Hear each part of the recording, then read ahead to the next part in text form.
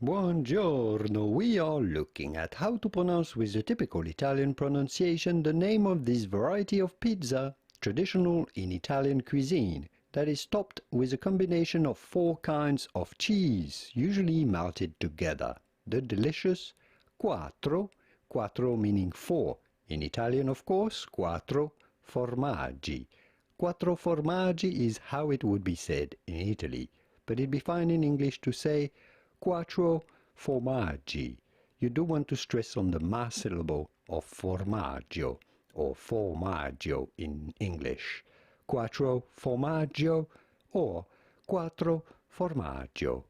Here are many more videos on how to pronounce traditional pizza recipe names, as well as all of the delicious produce, their names that we love, all of those that we love from Italy, the prosciutto, all of the types of cheeses that are used in Italy as well, and much more.